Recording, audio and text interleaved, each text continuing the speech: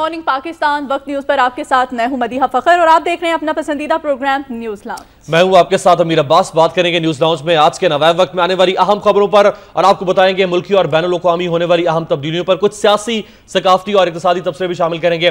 Programme में हमारे साथ मौजूद है मारूफ कॉलम निगार, माहिर तालीम और तज्ज़ा निगार डॉक्टर अजमल नियाज़ी साहब। बहुत शुक्रिया नियाज़ी साहब, कैसे हैं आप? ठीक है। और अब न्यूज लाउंज में बढ़ते हैं, जानते हैं आज की मुल्की और कौमी और बैनुल अक़वामी अहमियत के हवाले से।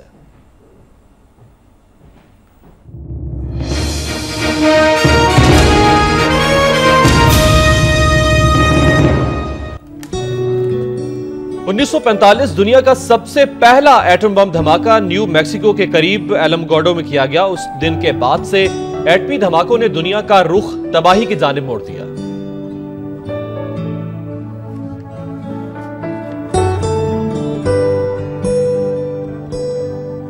1990 फिलिपाइन के जजीरा ल्यूजोन पर शदीद ज़लज़ला आया।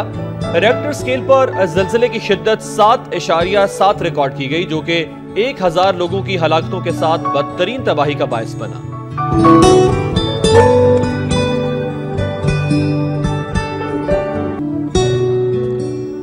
1955 स्टर्लिंग मॉस ने अपनी पहली फार्मूला 1 ग्रैंड प्रिक्स रेस जीती। स्टर्लिंग ने इससे पहले कभी आलमी रेस नहीं जीती थी। इस तरह उन्होंने पहली इस कामयाबी का मजा हासिल किया।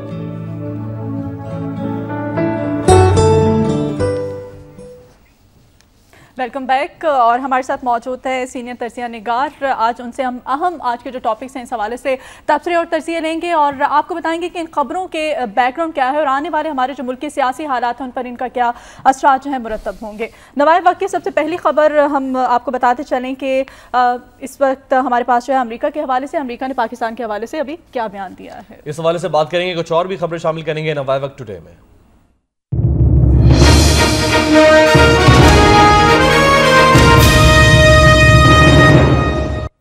अमरीकी सदर बराक हुसैन ओबामा का बयान सामने आया कि अमरीका समेत कोई मदाखलत कर सकता है, ना ही बैरूनी हल मुसल्लत किया जाएगा। मसला कश्मीर पाकिस्तान और भारत को खुद ही हल करना होगा। जी डॉक्टर साहब, जब अमरीका को ज़रूरत पड़ती है तो वो कहता है कि हमें अपने मसाइल हल करने के लिए दूसरे ममालिक की ज़रूरत है। नेटो इसी मकसद के लिए तख्लीक की गई। इत्तेहादी ममालिक की बाकायदा एक फ़ौज ज़फ़र मार्च तैयार की गई। पाकिस्तान को ज़बरदस्ती इस जंग में धकेला गया।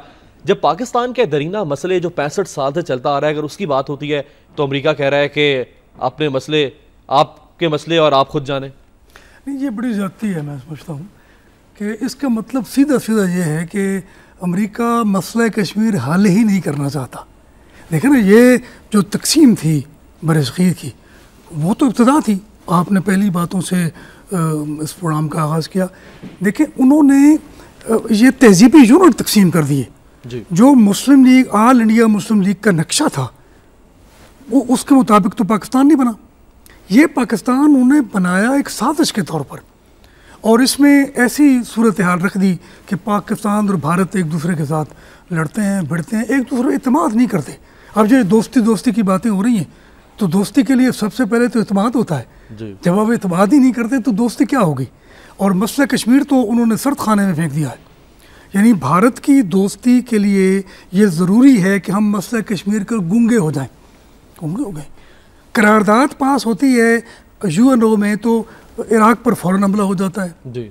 और जो कश्मीर के लिए करारदादें पास हुई तो उनके लिए क्या हुआ, कुछ भी। हालांकि पंडित नेहरू खुद गया था यूएनओ, वो इतना मजबूर कर दिया गया था कि खुद हो गया था। अगर सीज़ फायर ना होता कश्मीर पर तो ये जो आज़ाद कश्मीर लिया गया था, और भी कश्मीर लिया जा सकता था जी। और ये पठान थे और ये अफ़गान तालिबान थे जिन्होंने ये कश्मीर लिया था, जिनके लिए अब हम कहते हैं और अमेरिका कहता है कि वो दुनिया के लिए एक बदअमनी का बायस है।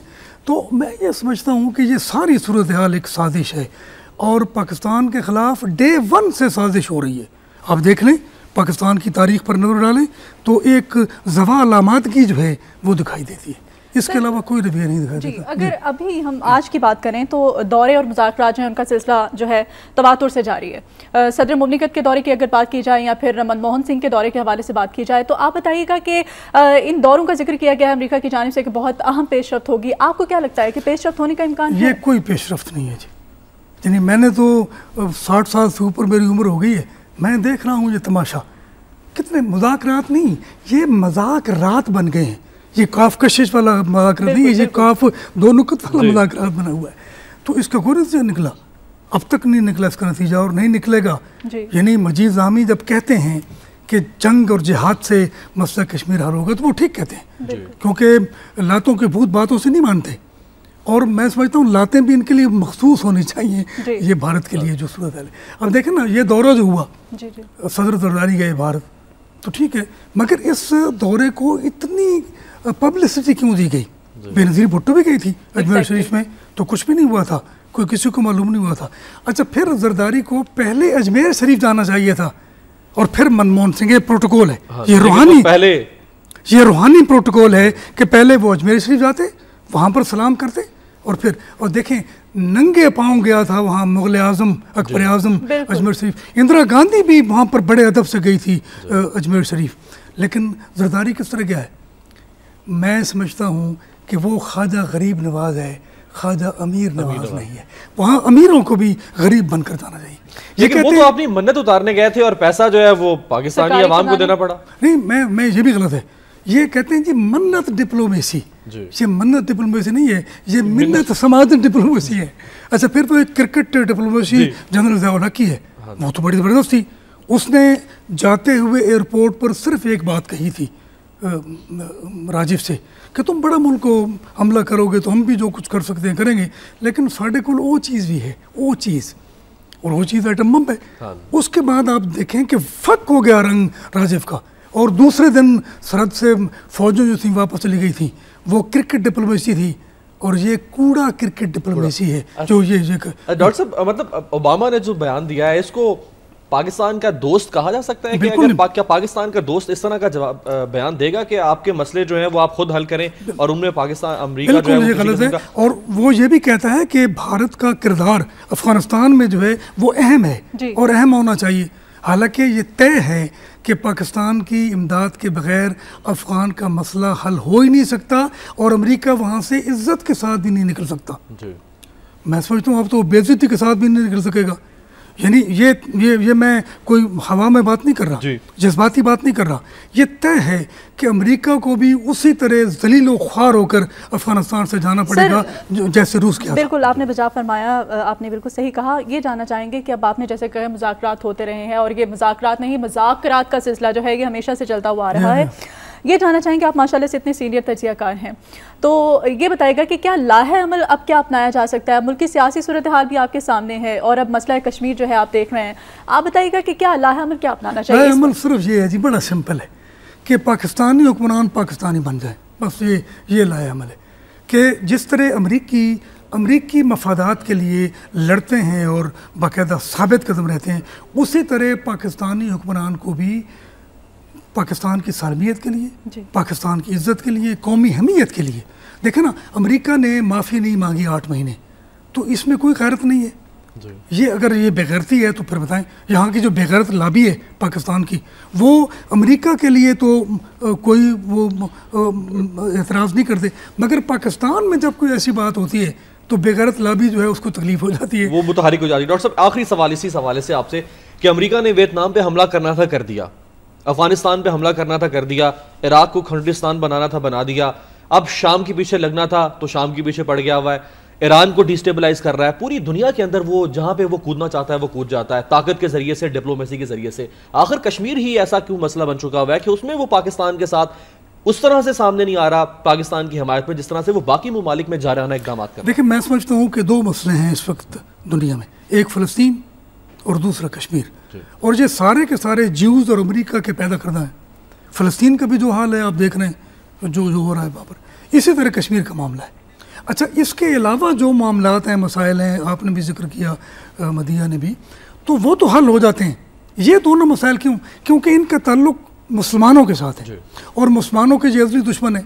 मैं ये एक जुमला कहा करता हूँ कि मैं मजहबी आदमी नहीं हूँ, मगर मैं गैर मजहबी आदमी भी नहीं हूँ। मेरी कोई पहचान तो है ना, आखिर मैं कच्चा पक्का मुसलमान हूँ, मगर मुसलमान तो हूँ मैं।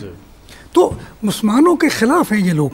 अच्छा, मेरा अपना ख्याल है, और ये हवा में ख्याल नहीं है, कि अमेरिका इस वक्त रूस से भी ज़्यादा मुसलमानों से डरता है। मुसलमान जो खार व ज़बू हैं, जो ज़लील व ख़ार हैं, जिनकी कोई से नहीं है, यदि भुट्टो साहब ने एक एटम बम बनाया पाकिस्तान के लिए, बनाने की एक इख्तियार की, उसका ये भी ख्याल था कि और मुस्लिम ममालिक भी एटमी कुव्वत बन जाएं, ताकि किसी को मैली आंख से इनको देखने का कोई मुसलमानों को और मुसलमानों की आलमी ताकत को कमज़ोर ना कर सके। कुछ दीगर खबरों की जाने बढ़ते हैं। जी मदिया, नेक्स्ट क्या जी बिल्कुल, आज की दूसरी अहम खबर भी हम आपको बताते चले, जो कि मुल्क की सियासी मंजरनामे के हवाले से तौहीन अदालत का जिक्र किया गया। तौहीन अदालत कानून का मामला है। कोई अदालत स्पीकर, चेयरमैन सेनेट को तलब नहीं कर सकती। डिप्टी स्पीकर कौमी असम्बली की जानिब से बयान आया है, जबकि अभी कोई नोटिस मौसूल नहीं हुआ। कानूनी माहिरीन से मशवरा करेंगे। गिलानी की नाअहली का फैसला एहतजाजन तस्लीम किया। फैसल करीम कुंडी की जानिब से बयान सामने आया है। 19 जुलाई को मुल्तान के जलसे में अवामी अदालत साबित कर देगी गिलानी हक पर थे। DI खान टांग सराय के सूबे का हिस्सा होंगे। जी ये ज्यादती है। मैं समझता हूँ कि गिलानी अगर हक पर था तो उसने वो फैसला क्यों तस्लीम किया?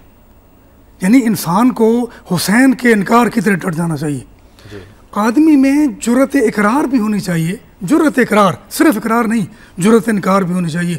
और इनकार के बगैर मैं समझता हूँ कि कोई आदमी जो है वो अपनी खैरत की हिफाजत नहीं कर लेकिन डॉक्टर साहब वो तो है ना कि जब भी कभी ज़मीर के सौदे की बात हो तो डट जाओ तुम हुसैन के इनकार की तरह। तो यहाँ पे तो अगर आप खुद ज़मीर के सौदागर बने हुए तो फिर हुसैन का इनकार कहाँ पर आएगा? एहतजाजन एक फैसले को कबूल करने की क्या मानी है? ये तो मुनाफिकत है। और मुनाफिक जो है वो काफिर से बदतर होता है। कि जब हमला किया तातारियों ने तो एक बाकायदा ये लिखा हुआ है किताब में अतार ने कि बाकायदा उनके सामने मैंने फरिश्तों को देखा। और सर ये चीज़ तो हिस्ट्री भी प्रूव करती है कि तारीख में जब भी कोई इनकलाब आया है वो इनकार से आया है, इकरार से नहीं। ये बहुत अच्छी बात की इन्होंने। अच्छा देखें तो वो क्या कह रहे थे तातारियों से? ये अतार ने देखा अपने रूहानी एक मौजदे से और मुराकबे से कि वो कह रहे थे काफिरों मुनाफिकों को मारो, काफिरों मुनाफिकों के मारो, क्योंकि मुसलमान मुनाफिक हो चुके थे। तो जब हुक्मरान भी मुनाफिक हो जाएं तो फिर क्या बात बनेगी? मैं समझता हूँ कि गिलानी से ज़्यादा ये मुझे बात करनी नहीं चाहिए, मुझे अच्छा नहीं लगता, मुझे ज़ेब नहीं देता। मैं समझता हूँ कि ऐसा वज़ीर आज़म नहीं आया जो गिलानी था। अच्छा फिर कुंडी साहब ये बताएं कि स्पीकर जो है वो उसको अदालत तलब नहीं कर सकती, तो क्या स्पीकर जो है वो सोने की बनी हुई है? क्या लाल लगे हुए हैं उसके साथ? वो आसमान से गिरी है? वो फरिश्तों जिब्रील अलैहिस्सलाम की बहन है, खुदा न खास्ता। सर माजरत के साथ इंटरप्ट करेंगे आपको, आपने गिलानी साहब की बात की, आपको क्या लगता है कि राजा साहब जो हैं वो तो इस प्रोफाइल में कहीं उनकी कोई जगह नहीं बनती थी? क्या डिफरेंस तो है दोनों में? आप जी मैं समझता हूँ देखिए डिफरेंस कोई नहीं है। वो भी जरदारी का वज़ीर आज़म था, ये भी जरदारी का वज़ीर आज़म है। उसने भी कुछ नहीं किया, इसने भी कुछ नहीं, उसने भी करप्शन की, इसने भी करप्शन की। ये रेंटल, मैं समझता हूँ कि इन लोगों में अगर थोड़ा सा एहसास होता, थोड़ी सी हिस्स होती तो ये कोई कुछ न कुछ बात करते। इसे राजा रेंटल कह रहा है, वज़ीर आज़म रेंटल, फिर रेंटल से मेंटल, फिर मेंटल से डेंटल, पता नहीं क्या क्या बात है। ना हिस्स रह गई है, ना ही कोई हवास बाकी रह गए में। जो ये बात की है फैसल करीम कुंडी साहब ने कि कोई अदालत स्पीकर, चेयरमैन सेनेट को तलब नहीं कर सकती। क्यों नहीं कर सकती? क्यों नहीं कर सकती था? मैं समझता हूँ अदालत किसी को तलब कर सकती है। ये बुनियादी अगर चीफ जस्टिस ये कह सकते हैं बलूचिस्तान अमनो अमान केस के हवाले से कि अगर हमें तलब करना पड़ा तो हम चीफ ऑफ आर्मी स्टाफ को भी तलब कर सकते हैं। बिल्कुल तलब कर सकते हैं। क्या चेयरमैन सेनेट तलब नहीं हो सकता? तो आर्मी चीफ क्या चीज़ है? Army chief supreme court supreme है। देखें ये कहते हैं पार्लियामेंट सुप्रीम है, भाई सुप्रीम के लफ्ज़ तो सुप्रीम कोर्ट में है, तो पार्लियामेंट तो सुप्रीम के लफ्ज़ ही नहीं है। अच्छा पार्लियामेंट सुप्रीम मतलब एक इख्तियार है पार्लियामेंट का, लेकिन भाई कोई चेक एंड बैलेंस तो होगा, कोई आइन की तशरीह तो होगी। भाई देखे ना आप पार्लियामेंट में जो कुछ करते रहे आपकी मर्जी है, कोई आपको चेक करने वाला ना हो, तो कोई तो चेक करने वाला नहीं। अच्छा कल ये पार्लियामेंट पास कर देती है कि नमाज पढ़ना गुनाह है, तो फिर हम क्या करेंगे? झूठ बोलना नेकी है, तो ये फिर क्या होगा? भाई पार्लियामेंट पास कर सकती है, पार्लियामेंट जो ये मामलात पास कर सकती है, तौहीन अदालत का कानून पास कर सकती है, तो इससे कोई बईद नहीं है। कोई भी तौहीन जो है उसका कानून पास कर सकती है। तो इस मुल्क में तो हर तौहीन हो रही है, किसकी तौहीन नहीं हो रही इस मुल्क में? क्या आपको लगता है डॉक्टर साहब, आखिरी सवाल की, क्या आपको लगता है कि अदालतों को फिर से बांधी बनाने की कोशिश की जा रही है, अदालतों को फिर से वो जदोकोब करने की, और उनको जिस तरह से चाहे, जिस तरह पहले बादशाहों के दौर में काजियों से अपनी मर्जी के फैसले हासिल किए जाते थे? गलत है। देखें मैं समझता हूँ तौहीन अदालत का कानून दुनिया के हर मुल्क में है। अच्छा देखें ना अदालत लगी हुई है, एक आदमी उठकर गालियाँ देना शुरू कर देता है चीफ जस्टिस को, फिर आप क्या करेंगे? देखें ना वो उसने कोई फैसला करना है, तो फैसला कोई फासला करना तो नहीं है उसने। और मैं जब और ऐसा कुछ हुआ भी, गाली तो नहीं थी लेकिन करीबुल गाली तक पहुंच गए थे अटॉर्नी जनरल इरफान कादर साहब सुप्रीम कोर्ट के साथ। इरफान कादर जो है वो कादर मुतलक बन गया था, बल्कि कादर मुतलकुल ऐलान उसने बनने की कोशिश की। मैंने कहा कि भाई तुम अब्दुल कादर बनो, कादर मुतलक न बनो। अब्दुल कादर भी तो फंसे हुए ना जी उस पे हज स्कैंडल के अंदर, तो आप वो भी ना बनाए। अच्छा देखें अमीर, मैं बात करूं कि ये तौहीन अदालत का कानून जो है ये अदालत की तौहीन करने पर उकसाने के लिए बनाया गया है। ये इजाज़तनामा है कि जितनी तौहीन अदालत की कर सकते हो कर लो, ये बड़ी जाती है। उसके बाद सहूलतें दी गई हैं कि तौहीन अदालत करने के बाद कैसे कैसे बचा जा सकता है। आपने मुतलिकुल अनान बनने की बात की, ना सिर्फ मुतलिकुल अनान बनने से रोकना होगा बल्कि अनान को भी थोड़ा खींचना पड़ेगा। अगली खबर की जाने बढ़ते हैं जी मदीहा। जी बिल्कुल, दिफा पाकिस्तान के हवाले से आपको बताते चलें, दिफा पाकिस्तान काउंसिल का हुक्मरानों से छुटकारे के लिए फैसला कुन तहरीक चलाने का ऐलान। लॉन्ग मार्च के शुरका का चमन में धरना, नेटो सप्लाई बंद रही। नेटो रसद किसी सूरत नहीं जाने देंगे, हमारा मकसद इस्लामी इनकलाब के लिए राह हमवार करना है। हुकूमती ईवानों में लर्जा तारी है। जी डॉक्टर साहब देखें ना, अमरीकी इमदाद $1 अरब 10 करोड़ रुपए दिए। उसने ये जो मुतालबात कर रहे थे, पार्लियामेंट ने जो तजवीज़ें पेश की थी कि हम $5000 लेंगे कंटेनर का, तो उसमें तो कुछ भी नहीं, पुरानी तनख्वाह पर। उन्होंने कहा जी मेरी तनख्वाह बढ़ा दो, वरना उन्होंने कहा वरना क्या, उन्होंने कहा वरना पुरानी तनख्वाह पर काम करेंगे। तो ये पुरानी तनख्वाह पर काम कर रहे हैं। देखें अमेरिका को ये सोचना चाहिए कि अवाम जो हैं वो एंटी अमेरिका है, तमाम आलम इस्लाम के अवाम जो हैं वो एंटी अमेरिका हैं। सिर्फ हुकाम जो हैं वो प्रो अमेरिका हैं, क्योंकि हुकाम जो हैं वो अमेरिका के ग़ुलाम हैं। तो हुकामों के फैसले को अमेरिका तस्लीम करता है और फिर जमहूरियत का रट लगाता है। खुदा की कसम मेरा ये ख्याल है कि ये जमहूरियत सिर्फ एक ज़रिया है मुसलमानों को जलील करने का, इसके अलावा नहीं। मैं जमहूरियत का कायल हूँ, मगर जेन्युइन जमहूरियत का कायल हूँ।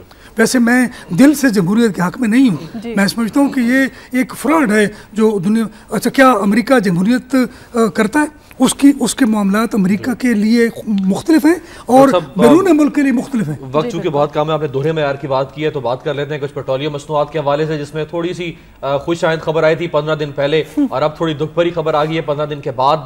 CNG की कीमत 1.29 रुपये किलो बढ़ गई, पेट्रोल 1.41, लाइट डीजल 1.62, मट्टी का तेल 1.94 रुपये लीटर महंगा हो गया है।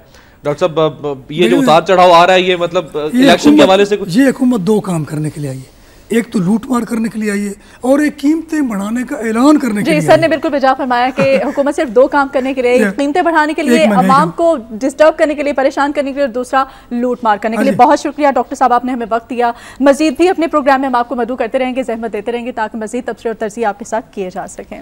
और न्यूज़ लाउंज में यहाँ पे वक्त हुआ ब्रेक का। ब्रेक के बाद हाजिर होंगे और हमारे साथ मौजूद होंगे मुशीर वज़ीर आला पंजाब ख्वाजा सलमान रफ़ीक और बात करेंगे कुछ सेहत के हवाले से और पंजाब हुकूमत की सेहत पर क्या पॉलिसी। आप हमारे साथ रहिए।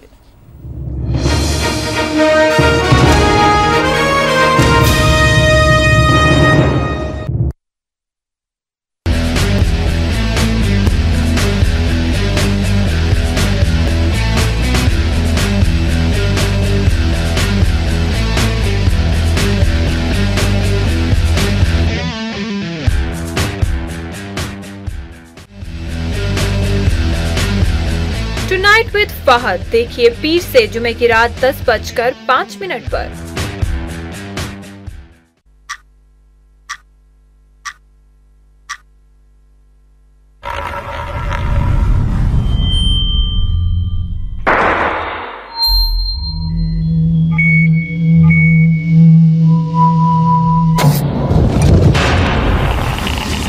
वक्त बदल रहा है, सियासी मौसम की तरह, और हर तब्दीली ला रही है एक नई खबर।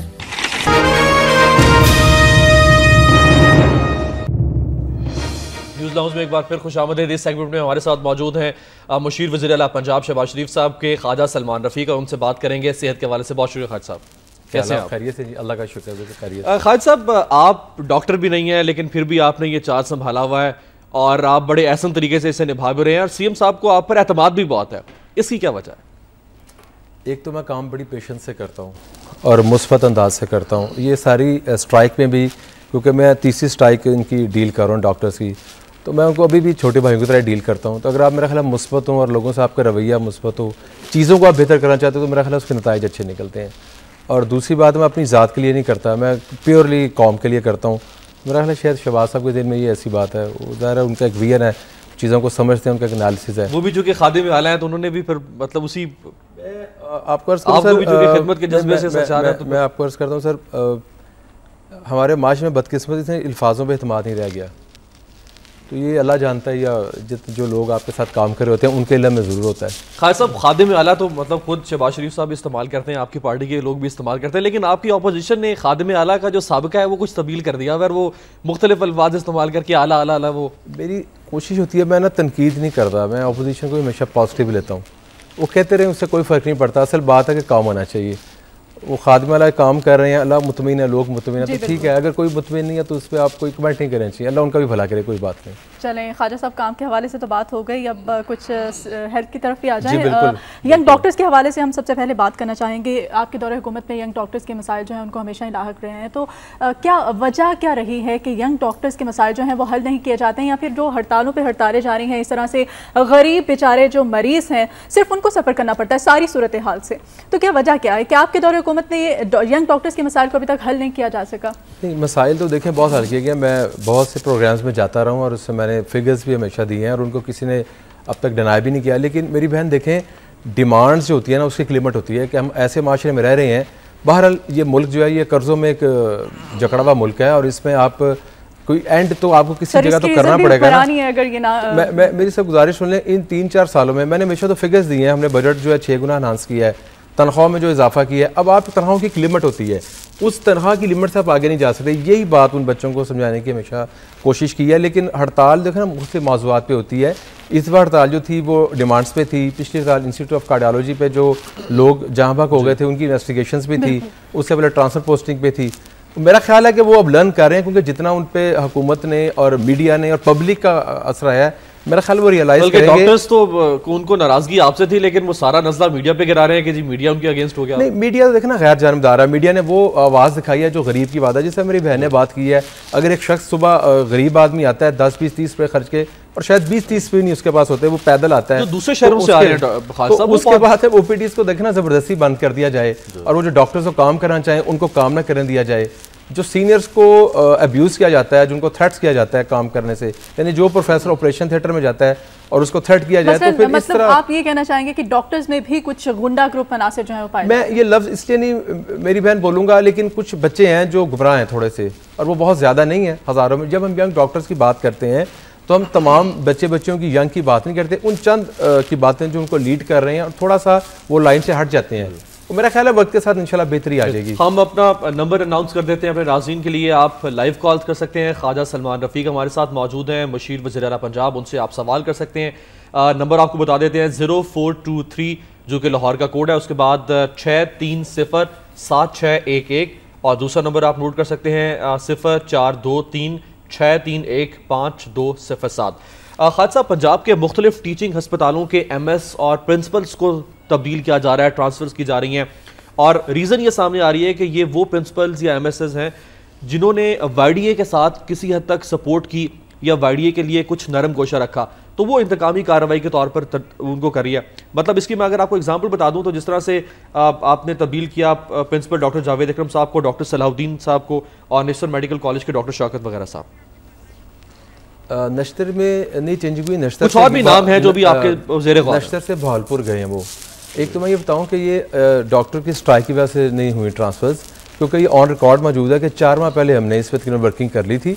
इसमें जो कुछ प्रिंसिपल ज़रा जूनियर लगे हुए थे, तो कम्युनिटी की तरफ से हमें ये मैसेज आ रहा था कि आप सीनियर लोगों को वहाँ पे एडजस्ट करें। एक तो जूनियर तो और भी बहुत सारे लोगों को लगाए हुए ना कि DCO के लिए शर्त है 20वें स्केल की है, 19वें की, आपने 18वें पे लगाए हुए हैं। DGLD 18वें के हैं, उनके नीचे 20वें स्केल वाले काम कर रहे हैं। DGLD 19वें के हैं, बास का आपको सीनियरिटी कम फिटनेस पे चलना पड़ता है।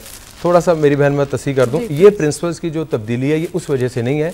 जावेद अकरम साहब को एलिवेट किया गया, उनको डिपार्टमेंट में अपने साथ अटैच कर लिया गया, क्योंकि वो एक बासलाहियत शख्स हैं, तो उनसे पूरे डिपार्टमेंट में काम लेंगे। तारिक सलाहुद्दीन साहब जो थे इज़ अ वेरी कॉम्पिटेंट, मेरे भाइयों की तरह हैं, लेकिन वो 100वें नंबर पे थे। उनकी जगह जो गया गया उनसे सीनियर हैं जमी बोरा साहब, तो सीनियर को ऊपर लाया गया। खुदा न खासा उस वजह से नहीं है कि इसका कोई स्ट्राइक से ताल्लुक है। ठीक, अच्छा, अब हम पोलियो के हवाले से बात कर लेते हैं कुछ। पोलियो, आपको पता है पोलियो मुहिम का दूसरा मरहला जो है वो आगाज़ हो गया, आज पहला दिन है।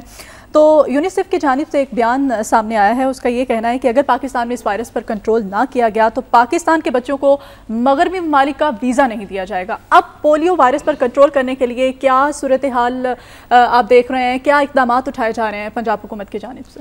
देखिए, पोलियो पे मेरी बहन हम बहुत अरसे से काम कर रहे हैं। ये आपने बड़ा अच्छा सवाल किया, मैं इसका जवाब देना चाहता था। अभी इस प्रोग्राम से पहले जो मैं खबर देख रहा था कि मीरान शाह में पाबंदी लगा दी गई पोलियो कतरों पे। प्रॉब्लम ये आ रही है कि हुकूमत पंजाब ने, हमने इस पर कई माह से काम कर रहे हैं, वज़ीर आला साहब ने इस पर मीटिंग की, चीफ सेक्रेटरी ने टूर्स किए, मैंने टूर्स किए, सारा डिपार्टमेंट इस पर काम कर रहा है। आप देखें लाहौर में, आपको कि यहाँ आप लाहौर बेस हैं, डीसीओ नूर मंगल जो है, मैं खुद, हम झोंपड़ियों में गए हैं, पहली दफ़ा खुद गलियों में गए हैं।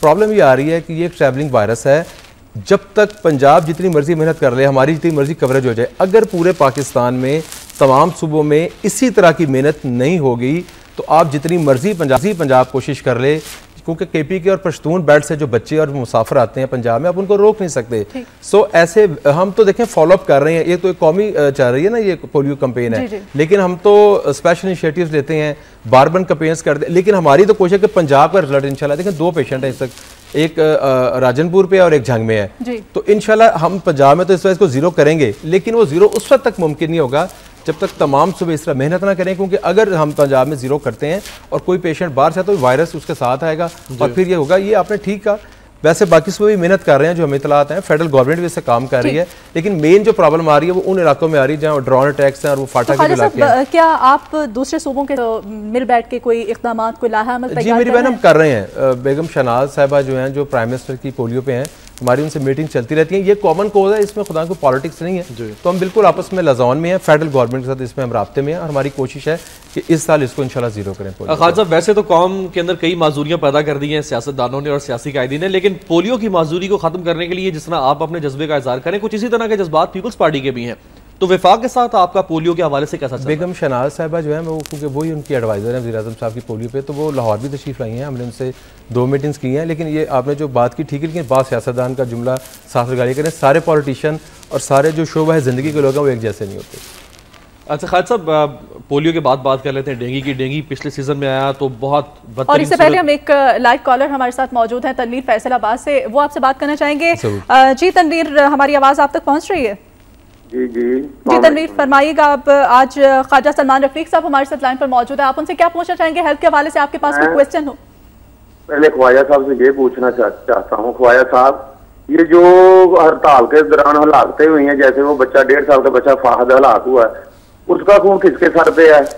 तनख्वाहें आप बढ़ाएं या ना बढ़ाएं, वो हड़ताल पे जाए ना जाए। भाई वो बच्चा जो लाडला बच्चा, अगर आपका तो ख्वाजा साहब वो बेटा होता, वाहद बेटा होता, तो आपके क्या तासरात होते? यहाँ तो आप इस हुकूमत पर खुदकशी हमला करते या उन डॉक्टरों पर हमला करते। भाई ये महकमा ऐसा है कि इसमें हड़ताल बर्दाश्त नहीं की जा सकती। अगर अच्छा कल को पुलिस हड़ताल पे चली जाए तो फिर ये चोरियां डकैतियां कौन रोकेगा? आप इन डॉक्टरों का मुतबादल इंतजाम पहले से कर रखें या इनके साथ वादा ना किया करें। अगर ये इसके बावजूद हड़ताल करते तो इनके खिलाफ सख्त से सख्त मुकदमा तैयार करें, ताकि इनको पता चले कि किसी का बेटा किस तरह हलाक होता है, उसके क्या दुख होते हैं। बहुत शुक्रिया तनवीर, आपका मैसेज हम तक पहुंच गया। जी ख्वाजा साहब क्या कहना अच्छा, मैं इसी में ऐड कर दूं कि इस दफा 21 रोज हड़ताल जारी रही, जिसमें 14 हलाकतें हुई। उससे पिछली दफा 37 रोज जारी रही और उससे पहले तकरीबन 7 रोज जारी रही। एक तो इनके जो जज्बात हैं ना, वो पूरी कौम के जज्बात हैं। इन्होंने बिल्कुल ठीक है, मैं इनकी बात को बिल्कुल कंफर्म करूंगा कि अगर हमारा अपना बच्चा हो तो उसी तरह का दर्द जो है वो दूसरे का महसूस करना चाहिए। हम ये इस बात को कन्फेस करते हैं कि बच्चों की वजह से ख़राबी होती है। हमने इसी वजह से वो इक़दाम उठाया जो आपने देखा गिरफ्तारियों का, वो हमने मजबूर होकर उठाया था, क्योंकि उस रात जो वो प्लानिंग की जा रही थी, ओटीज़ को और वार्ड्स, इंडोर वार्ड्स को बंद करने की जा रही थी, और जो ओपीटीज़ में हमने अरेंजमेंट किया था, जिसका ये कॉलर फरमा रहे थे, हमने आपको पता वॉक इन इंटरव्यू पे डॉक्टर्स भर्ती किए, उनको निकाला नहीं, उनको रखा हुआ हमने कंसल्टेंट भर्ती किए, एसआर भर्ती किए, पाक फौज से लोग मंगवाए। तो सिर्फ वो इसलिए सारा सिस्टम किया जा रहा है कि आइंदा अगर हड़ताल की तरफ ये जाएं, अव्वल तो हाई कोर्ट ने उसको बैन कर दिया है, सुप्रीम कोर्ट ने खैर पहले बैन किया था, इन बच्चों ने सुप्रीम कोर्ट की परवाह नहीं की, हाई कोर्ट ने बैन कर दिया है। हम एक चीज़ को मेक श्योर करेंगे कि हमने कोशिश हमेशा की अफवाह तफहीम से बैठकर, लेकिन अगर अब हड़ताल या कोई ऐसा हरकत की गई तो हाई कोर्ट का हुक्म है, इंशाल्लाह हम उसको इंप्लीमेंट करेंगे और इंशाल्लाह इस किस्म को मामला को दोबारा नहीं 15 दिन का वक्त दिया है शायद हाई कोर्ट ने आपको सर्विस स्ट्रक्चर के हवाले से बन रहा है। उस पर हम वर्किंग शुरू कर चुके हैं, हमारी एक मीटिंग हो गई है, उसमें PMA के लोग थे, YDA के लोग थे और उसमें टीचर मेडिकल एसोसिएशन के लोग थे। उसमें हमने TORs बना लिए हैं कि किन TORs पे हमने काम करना है। हमने उसमें कुछ सीनियर लोग इंडक्ट किए अपनी तरफ से और उनकी तरफ से इसाक डार साहब को और जाहिद हामद साहब को उसमें डाला है। इस वीक इंशाल्लाह उसकी मीटिंग मुतवक्को है और उसमें हम स्टेप फॉरवर्ड कर रहे हैं। लाहौर से कॉलर है हमारे साथ अकील अहमद भट्ट साहब। जी अकील साहब। जी अस्सलाम वालेकुम जी, अकील भट्ट बात कर रहा हूँ लाहौर से, मुल्तान रोड टॉन्किंग खाना से। जी मेरा 4 साल पहले एक्सीडेंट हो गया था, रोड एक्सीडेंट, और मुझे सर्विस हॉस्पिटल ले जाया गया, वहाँ पे मुझे ऑपरेट किया गया और मेरी जस्ट डिसलोकेशन थी राइट हिप बोन की, जो कि प्रोफेसर साहब ने ऑपरेशन खराब कर दिया। 3-4 ऑपरेशन किए और करंट सिचुएशन में ये है कि मैं डिसेबल हो चुका हूँ और मेरा जो है सब कुछ जो है ना इस इलाज के ऊपर बिक गया है और 2.5 साल से मैं अदालतों के चक्कर काट रहा हूँ और ख्वार हो रहा हूँ और अभी तक कोई फैसला नहीं आ सका। आप वकील साहब क्या बिल्कुल माजूर हो चुके हैं, आप काम करने के काबिल नहीं रहे क्या? जी मैं काबिल नहीं रहा, मैं बैठ नहीं सकता जी, मैं खड़ा रहता हूँ या मैं लेट जाता हूँ, मैं बस अब मैं बैठ। ख्वाजा साहब मौजूद है हमारे साथ, आप जिम्मेदार किसको ठहराएंगे? और ख्वाजा साहब चूंकि मौजूद हैं, आप इनसे कोई रिक्वेस्ट करना चाहें, अब आपकी किस तरह से मदद कर सकते हैं? आपसे ये रिक्वेस्ट करूंगा, गवर्नमेंट ऑफ पंजाब गवर्नमेंट से ये रिक्वेस्ट करूंगा कि मुझे मेरा इलाज करवाया जाए, मुझे काबिल किया जाए कि मैं अपने बीवी बच्चों के लिए रिश्ते इलाज कमा सकूं और एक इज्जत की जो है वो जिंदगी गुजार सकूं मैं। जी ख्वाजा साहब, ये आपको मिलने अगर कुछ ऐसा सिलसिला हो? ट्रीटमेंट तो इंशाल्लाह हो ही जाएगा जी, वो सारे दिन अल्लाह ताला मौका देता है और करते रहते हैं जितनी भी हमारी इस्तात है। एक तो मुझे उनकी पूरी बात खैर समझ नहीं आई, लेकिन ये मुझसे कांटेक्ट कर लें, मेरा सेक्रेटरीट में ऑफिस है जी, 5 नंबर कमरा है, तो जब भी मिलना चाहें, अभी भी मैं थोड़ी देर बाद भाईंगा सेक्रेटरीट, आज कल परसों मिलना साहब सेक्रेटेरिएट में ऑफिस है, ख्वाजा साहब का ऑफिस है सेक्रेटेरिएट में, और आप प्रोग्राम के बाद दोबारा हमारे प्रोडक्शन ऑफिस से जान सकते हैं, मजीद डिटेल्स आपको बता दी जाएगी। और हम रूम नंबर भी बताते चले ख्वाजा साहब, 5 नंबर है जी रूम नंबर, जहाँ पे आप इनको जाके मिल सकते हैं अकील साहब, और यकीनन ख्वाजा साहब कह रहे हैं कि आपकी जो प्रॉब्लम है दूर की जाएगी, आपका ट्रीटमेंट जो है बहुत अच्छे तरीके से करवाया जाएगा। बहुत शुक्रिया अकील साहब। बात कर लेते हैं मदिया कुछ डेंगू के हवाले से। जी हाँ, अब ख्वाजा साहब आज का एक और अहम इशू जो कि डेंगू है, आपको पता है ये डेंगू जो है पिछले साल उसकी सूरत हाल काफ़ी ख़राब रही। अब चूँकि और बारिशों का सीज़न शुरू हो गया, तो आपका जो हेल्थ का जो आपके दिया गया चार्ज, इसका जब आगाज़ हुआ था तो ये भी डेंगू से ही हुआ था। बिल्कुल। तो अब सूरत हाल इस साल चूँकि बारिशें जो हैं कहा गया है महकमा मौसमियात की जानिब से बहुत ज़ोर शोर से रहेंगी और बहुत ज़्यादा होने की तवक्को ज़ाहिर की गई है, तो अब की बार इस डेंगू की सूरत हाल पर हालात को कंट्रोल करने के लिए क्या इक़दाम उठाए जा रहे हैं? एक तो मेरी बहन मैं ये कहना चाहूँगा कि डेंगू जब पिछले साल एपिडेमिक था, वो दुनिया की तारीख का एक बहुत बड़ा एपिडेमिक था। आपने ठीक कहा कि मेरा भी हेल्थ के साथ ताल्लुक उसी पिछले साल बना था, जब अल्लाह ने मुझे काम करने का मौका दिया और हमने दिन रात काम किया। हमने उसके बाद ना काम को डिसकंटिन्यू नहीं किया। मैं थोड़ी चीज़ वाज़ेह कर दूं, कंटिन्यूटी की, थाईलैंड अपने लोगों की ट्रेनिंग की, मैंने भी थाईलैंड ट्रेनिंग की जाके। हम फरवरी से ऑन बोर्ड हैं और हम रेगुलर मीटिंग्स कर रहे हैं। पूरे पंजाब का जो डाटा है कि कितना लार्वी जो है, लार्वी तो होता है एग के बाद नेक्स्ट स्टेज है, फिर लार्वी प्यूपा और फिर वो अडल्ट बनता है जो फिजा में आता है। इस वक्त सूरत हाल ये है कि पूरे पंजाब में सिर्फ 6 पेशेंट्स हैं मुख्तलिफ शहरों में, और इंडेक्स जो है 0.00 में है, यानी एवरेज अगर उसको करते हैं 7 केसेस में आपकी 6 केसेस हैं। वो 7वां जब आता है ना, बास का मीडिया पे खबर आती है, जब हम उसको टेस्ट करते हैं, उसको डायग्नोस करते हैं, तो उसके बाद हमारा एक अपना ग्रुप है डियाग, जिसको फैसल मसूद चेयर करते हैं, डेंगू एक्सपर्ट एडवाइजरी ग्रुप, उसके वेट करने के बाद हम उसको कंफर्म अनाउंस करते हैं। सो इस वक्त सूरत मुकम्मल तौर पर कंट्रोल पे है। अब बात को तो आपसे लोग सवाल करते होंगे कि स्प्रे नहीं किया जा रहा। अच्छा, स्प्रे इसलिए नहीं किया जा रहा कि पिछले साल एपिडेमिक था, हज़ारों की तादाद में मरीज थे। स्प्रे हम बवजह नहीं कर रहे, हमारे पास जो फॉगिंग का सामान है वो 15 गुना ज्यादा मौजूद है, ह्यूमन रिसोर्स मौजूद है। लाहौर में तो बहुत अच्छे इंतजाम हैं। मुझे इस सवाल का जवाब दे देते हैं, इसलिए मैं दे रहा हूँ कि लोग ये पूछते हैं क्योंकि जब केमिकल हम डालते हैं ना धुएं में, जो फॉगर होता है, तो वो इंसानी सेहत के लिए मुज़र होता है। चूंकि फिजा में एडल्ट पॉपुलेशन नहीं है, देर से हमारे साथ हम एक कॉलर बहुत देर से आपकी बात यहीं से कंटिन्यू करेंगे। रऊफ साहब हैं जी। रऊफ साहब अस्सलाम वालेकुम जी। जी वालेकुम सलाम। ख्वाजा साहब को मेरा सलाम कहें, मैं अमेरिकन सिटीजन हूँ। वालेकुम अस्सलाम। अपने मुल्क में आता हूँ तो खून के आंसर होता हूँ कि मोटरवे पे कानून नाफिज होता है, तो ये पंजाब पुलिस को चेंज कर दें, इनको बैरकों में भेजें और मोटरवे पुलिस की तरह थानों में पुलिस ले आए, ताकि नाइंसाफी खत्म हो। गरीबों, मोटरसाइकिल पिकअप वालों को पुलिस रोकती है, अमीरों को रोकती नहीं। नाइंसाफी है, खुदा के कहर से डरे हैं। अल्लाह का अजाब आने वाला इस मुल्क पे, नाइंसाफी बहुत है जी। हमें पेन होती है। रऊफ साहब, चूंकि हम आज बात तो सेहत के हवाले से कर रहे हैं, लेकिन आपका सवाल भी चूंकि पंजाब हुकूमत के हवाले से बिल्कुल बजाय, पुलिस स्टेट के तौर पे पंजाब को एक वो इम्पैक्ट उसका लाया जा रहा है, पुलिस बहुत बड़ा मसला है। आपको जो उन्होंने ना अपने सवाल का खुद ही जवाब दिया है, तो खौफ खुदाई नहीं हमारे अंदर, पुलिस नहीं, आप सारे शुबे ज़िंदगी देख लें, ये इनफरादी बात है। एक SHO बैठा, एक मुहर्रिर बैठा थाने में, अगर वो किसी से इखलाक से बात कर लेगा, ये नहीं कि सारे बुरे हैं, पुलिस बेहतर काम भी करती है, पुलिस अपनी जानें भी देती है, उनके शहीद भी होते हैं। अभी 2-3 दिन पहले जो वाक़या पेश आया है, सो माशरे में अच्छे बुरे लोग हर तरह के हैं, लेकिन ये जो बात कर रहे हैं ओवरऑल बेहिसी है इस माशरे में, और वो पूरी कौम में है। एक अदारे को आप उसको मॉडल सामने ठहरा सकते, ये इनफरादी तौर पे हमें खुदा का खौफ करना पड़ेगा। मैं आपको अर्ज करूँ, जो इन्होंने कहा ये बिल्कुल ठीक है कि किसी बंदे को अगर हम देखें ना, अल्लाह ने हमें जिम्मेदारी दी है, एक तो पेशेंस, इखलाक और मुस्बत होना चाहिए, मनफी तरफ मेरा उसका रुझान जो है ना वो कम होना चाहिए। सर, इसके लिए तो दुआई की जा सकती है। डेंगू के हवाले से एक आखिरी क्वेश्चन आपसे पूछना चाहूँगी, जैसे कि हम पहले भी बात कर रहे थे, लाहौर के हवाले से आपने बताया, नो डाउट लाहौर में बहुत अच्छे इंतजाम किए गए पिछले साल भी और अब की बार भी किए गए होंगे। बाकी जो पंजाब के जो है सिटीज, वहाँ पे क्या सूरत हाल, क्या वहाँ पे भी ऐसे इक़दाम उठाए जा रहे हैं? मेरी बंद सिर्फ मैं बातें नहीं करता, अमल करने वाला बंदा हूँ। मुझसे किसी जिले का पूछेंगे मैं आपको इंडेक्स बता दूंगा। मैं खुद ट्रैवलिंग की है तमाम अजला में। लाहौर में एक जेल में रखी गया 90% पेशेंट्स थे पिछले साल, बाकी 10% पूरे पंजाब में थे। इस वक्त सूरत हाल जो ख़राब जा रही है, अल्लाह ताला ना करे, कराची और सिंध की जा रही है। कराची 100 से एक्सीड कर गया पेशेंट इस वक्त, पंजाब में इस वक्त 6 पेशेंट्स हैं। इंशाल्लाह मूनसून में पेशेंट बढ़ेंगे, ये नहीं मैं कहता, लेकिन हमारे डॉक्टर्स, हमारे नर्सेज, हमारा प्रिवेंशन और क्यूरेटिव दोनों साइड अल्हम्दुलिल्लाह प्रिपेयर हैं। और ये मैं हुकूमत के साथ पूरी कौम को और मीडिया को, क्योंकि सिर्फ हुकूमत लीड जरूर करती है। तो ये सूरत हाल है कि जुल्फ़िकार मिर्जा साहब भी डेंगू ज़्यादा हो चुके हैं। मैं आपको बताऊं, मैं मनफी कमेंट करने वाला बंदा नहीं हूं, मैं अच्छा ढूंढता हूं। ये बड़ा सही है, कोई सियासी बयान नहीं है, ये बीमारी है। मैं आपको कर्ज करूं, जो इन्होंने कॉलर ने बात की थी ना, इस मुल्क में बड़े अच्छे लोग हैं, खुदा की कसम, भरा हुआ ये माशा शुरफा से, ये ज़रूर है उनकी वजह से माशा चल रहा है। इस पर अजाब इससे नहीं आएगा कि यहाँ करोड़ों शुरफा अच्छे लोग रहते हैं और हर शोबा ज़िंदगी में रहते हैं लोग। अच्छा खालिद साहब, मूनसून की आपने बात की, डेंगू के हवाले से मूनसून पे जाना ही चाहेंगे खालिद साहब से कि मूनसून सीजन चूंकि आ रहा है तो बारिशें बहुत ज़्यादा हुई। 2010 का सैलाब हमारे सामने है, 2011 में सूरत हाल कदरे बेहतर रही थी, इस बार फिर ये कहा जा रहा है कि सैलाब बहुत ज़्यादा आएगा। अगर सैलाब खालिद साहब बहुत ज़्यादा आ जाता है पंजाब के इलाकों में, तो उसके हवाले से जो वबाई अमराज फूटती हैं, और डेंगू तो एक रीज़न है ही, और भी मसाइल हैं, तो उस हवाले से क्या आप बिल्कुल एक तो अलर्ट में मुकम्मल तैयारी कर चुके हैं। 2010 का जो था सैलाब मैंने चूँकि खुद देखा है, और 2 माह मुझे अल्लाह ने मौका दिया कि मैं वहाँ पे दायरा दीन और कोटादू में रहा, मैं 2 माह वहीं रहा था, रमज़ान भी मैंने वहीं गुजारा था अपना। तो उस वक्त भी हमने, क्योंकि वो सैलाब तो इतना ज़्यादा था कि वो इंसान के कंट्रोल से बाहर था, मगर आपने देखा कि जिस तरह शहबाज शरीफ साहब ने काम किया, हमें भी वहाँ अल्लाह ने काम करने का मौका दिया।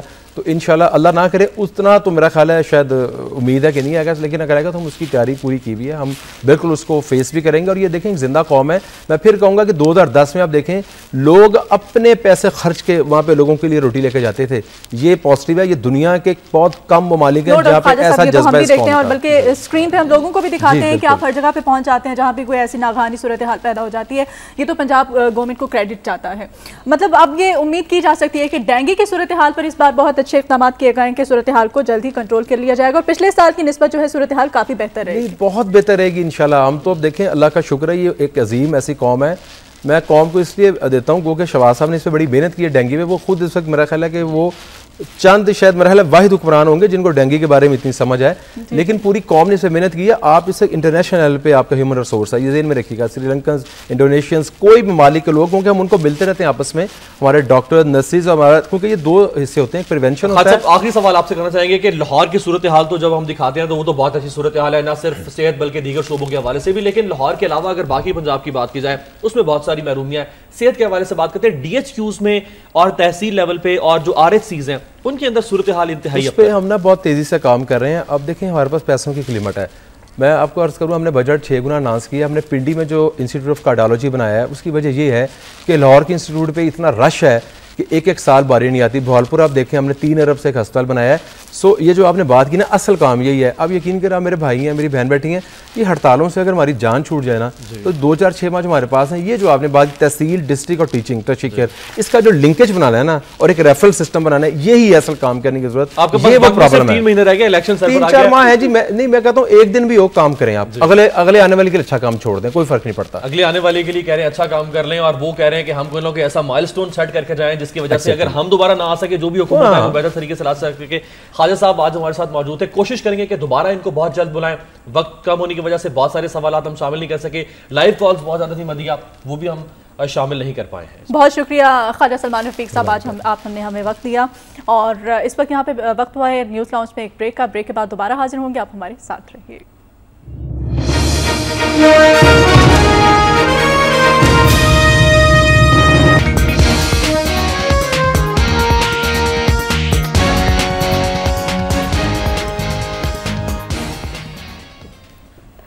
Welcome back. हेडलाइंस आपने जानी, बुलेटिन का आगाज करेंगे अब तक की एक अहम खबर से, जो कि अमेरिकी सदर बराक ओबामा के हवाले से। अमेरिकी सदर बराक ओबामा का कहना है कि मसला कश्मीर पाकिस्तान और भारत को खुद ही हल करना होगा, अमेरिका या कोई और मुल्क इसमें मुदाखलत नहीं कर सकता। अमेरिकी सदर बराक हुसैन ओबामा ने मसला कश्मीर के किसी बैरूनी हल को खारिज अज़ इम्कान करार देते हुए कहा है कि यह तनाज़ा सिर्फ और सिर्फ पाकिस्तान और भारत के दरमियान है और यह मसला दोनों ममालिक को खुद ही हल करना होगा।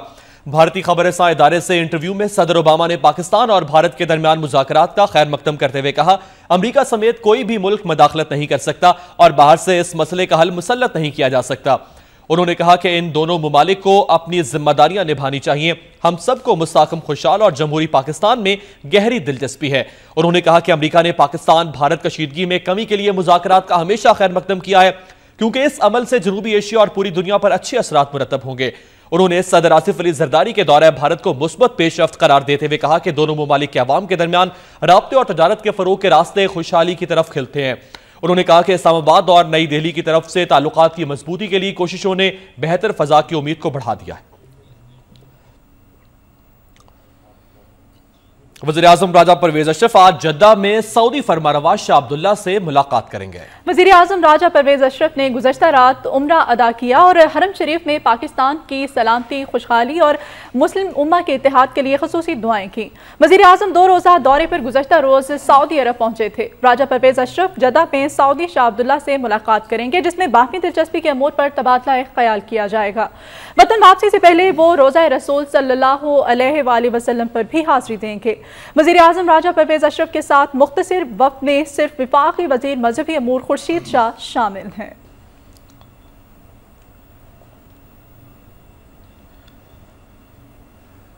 और अब कुछ बात कर लेते हैं पेट्रोलियम मसनूआत की कीमतों के हवाले से। हुकूमत ने एक बार फिर पेट्रोलियम मसनूआत की कीमतों में इजाफा कर दिया। पेट्रोल ₹1.41, जबकि CNG ₹1.29 महंगी कर दी गई। 1 जुलाई को हुकूमत ने पेट्रोलियम मसनूआत की कीमतों में कमी का ऐलान किया था, मगर इस बार हुकूमत ने पेट्रोलियम मसनूआत महंगी कर दी हैं। पेट्रोल की कीमत नए इजाफे के बाद अब ₹85.90 हो गई है। हाई ऑक्टेन ₹5.64 इजाफे के बाद ₹112.52 फी लीटर, मट्टी का तेल ₹1.94 इजाफे के बाद ₹88.33 फी लीटर महंगा हो गया। लाइट डीजल की कीमत ₹1.62 इजाफे के बाद ₹85.33 फी लीटर हो गई है। CNG की कीमत भी ₹1.29 इजाफे के साथ रीजन 1 में ₹78.65 और रीजन 2 में ₹71.52 फी किलो महंगी हो गई है।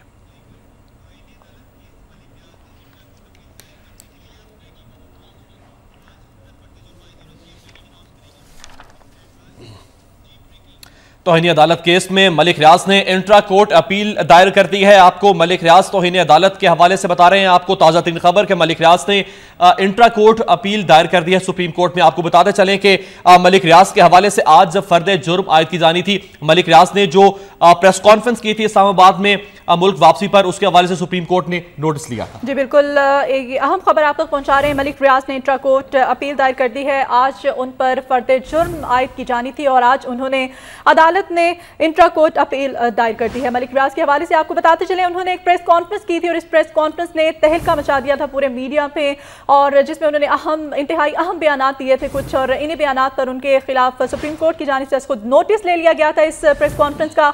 और आज मलिक रियाज केस के हवाले से हम खबर आपको देते चलें कि मलिक रियाज ने इंट्रा कोर्ट अपील दायर कर दी है और आज उन पर फर्द जुर्म आयद होना थी। मलिक रियाज जब पाकिस्तान से बाहर थे तो उनके वकील जाहिद बुखारी ने कहा था कि मलिक रियाज पाकिस्तान वापस आने के बाद बम फोड़ेंगे, ऐसे ऐसे इंकशाफात करेंगे। उन्होंने इंकशाफात तो जरूर किए, लेकिन उन इंकशाफात पर सुप्रीम कोर्ट ने नोटिस ले लिया। मजीद बात करते हैं अपने नुमाइंदे माजिद जलाल से। जी माजिद जलाल, बताइए कि अदालत उज़्मा में आज मजीद क्या अहम मुकदमा ज़ेर समाअत है और आज जो अहम पेशरफ्त आई है मलिक रियाज केस के हवाले से, इसके हवाले से मजीद क्या तफसीलात हैं आपके पास? आज मलिक रियाज पर फर्द जुर्म आयद किया जाना थी और इस सिलसिले में गुज़िश्ता समात पर जस्टिस शाकिरुल्लाह जान की सरबराही में 3 रुकनी बेंच ने उन पर फर्द जुर्म आयद करने का फैसला किया था और इस सिलसिले में अटॉर्नी जनरल ऑफ पाकिस्तान को भी नोटिस जारी किया गया था। ताहम इस अदालती फैसले के खिलाफ आज मलिक रियाज ने इंट्रा कोर्ट अपील दायर कर दी है और इस इंट्रा कोर्ट अपील में उनका मौक़िफ़ है कि इसको कोई और बेंच सुने और जो फर्द जुर्म आयद करने का अदालती फैसला है इस हवाले से जो उनके तहफ़्फ़ुज़ात हैं वो उनके सुने जाएँ। इस सिलसिले में जो उन्होंने अपने बेंच के सामने जो उन्होंने जो इंट्रा कोर्ट अपील में उन्होंने कहा है उसमें उनका ये कहना है कि जो फैसला अदालती सामने आया है इसमें तमाम हक़ाइक़ को मद्देनज़र नहीं रखा गया। मलिक रियाज कोई कानूनी माहिर नहीं थे जिस वजह से उनको ये मालूम नहीं हो सका कि वो जो प्रेस कॉन्फ्रेंस करने जा रहे हैं वो तौहीन अदालत के ज़मरे में आती है या नहीं। ताहम अदालत ने जो है वो इन तमाम नुकात को मद्देनज़र नहीं रखा और उसके बावजूद जो है उन पर फ़र्द जुर्म आयद करने का फ़ैसला किया है। इसलिए इस फैसले पर इंट्रा कोर्ट जो बेंच होगा वो इस पर नज़रसानी करे। ताहम इस तमाम कार्रवाई के बाद आज की जो फ़र्द जुर्म आयद करने की कार्रवाई थी 3 रुकनी बेंच की जानिब से वो फ़िलहाल रुक जाएगी और इसमें मलिक रियाज के वकील जो डॉक्टर बासत हैं वो अदालत को यकीनन आगाह करेंगे कि उनकी जानिब से इंट्रा कोर्ट अपील दायर की गई है और इंट्रा कोर्ट अपील का फैसला आने तक फ़र्द जुर्म आयद करने की कार्रवाई को रोका जाए। आपको ये भी बताता चलूँ कि चूँकि जस्टिस शाकिरुल्लाह जान के सरबराही में 3 रुकनी बेंच मलिक रियाज के खिलाफ तौहीन अदालत केस की समाअत कर रहा था और अब इंट्रा कोर्ट अपील में 3 रुकनी से बड़ा बेंच बनाया जाएगा और इसमें तमाम जजेस जो होंगे वो जजेस होंगे जो कि 3 रुकनी बेंच में शामिल नहीं है, यानी कि जस्टिस शाकिरुल्लाह जान और जस्टिस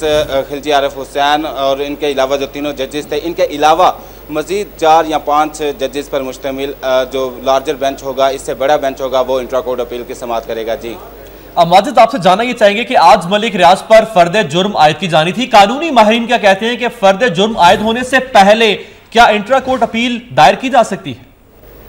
बिल्कुल, ये राइट होता है किसी भी मुल्ज़िम का कि वो इंट्रा कोर्ट अपील कर सकता है और तौहीन अदालत कानून में भी ये मुल्ज़िम को हक दिया गया है। बल्कि अब जो नया कानून आया है जो कि एक्ट 2012 है तौहीन अदालत का, उसमें मुल्ज़िम को तौहीन अदालत में अगर उस पर फ़र्द जुर्म आयद करने का फ़ैसला किया जाता है तो उसके 60 रोज़ के अंदर अंदर जो है वो अपनी अपील दायर करने का मजाज होगा। लेकिन फ़िलहाल चूँकि मलिक रियाज के खिलाफ पुराने तौहीन अदालत कानून के तहत ही कार्रवाई की जा रही है और इस सिलसिले में चूँकि फ़र्द जुर्म आयद करने का फ़ैसला सामने आया था और उस फैसले के खिलाफ फ़र्द जुर्म आयद करने से कबल मलिक रियाज के पास यह हक मौजूद था कि वो इंट्रा कोर्ट अपील दायर कर सकते हैं इस अदालती फ़ैसले के खिलाफ, और जो उन्होंने आज की है इससे हवाले से देखा जाए तो उनके जानिब से कोई गैर कानूनी कदम नहीं उठाया गया और जो भी आज की कार्रवाई थी उस पर ये जो मामला है वो सिर्फ इस हद तक असरअंदाज होगा कि माजिद, आज ये हक तो मलिक रियाज ने इस्तेमाल कर लिया, जैसे कि आपने बताया कि हक उनको हासिल था। आप बताइएगा कि ये मुकदमा जो है अब क्या रुख इख्तियार करेगा?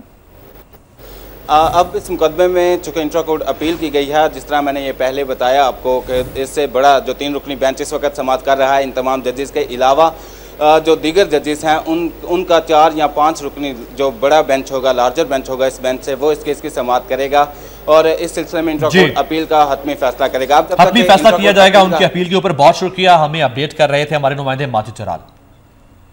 एक और अहम खबर, यंग डॉक्टर्स की हड़ताल के दौरान जाँ बहक होने वाले 1.5 साल बच्चे फहद की कब्र कुशाई के बाद मेडिकल रिपोर्ट आज लाहौर हाई कोर्ट में पेश की जा रही है। इस हवाले से तफसीलात जानते हैं, वक्त न्यूज़ के नुमाइंदा ताहिर जाफरी इस वक्त हमारे साथ लाइन पर मौजूद हैं। जी बताइएगा कि इस हवाले से क्या तफसीलात हैं आपके पास? आज रिपोर्ट हाई कोर्ट में पेश की जा रही है।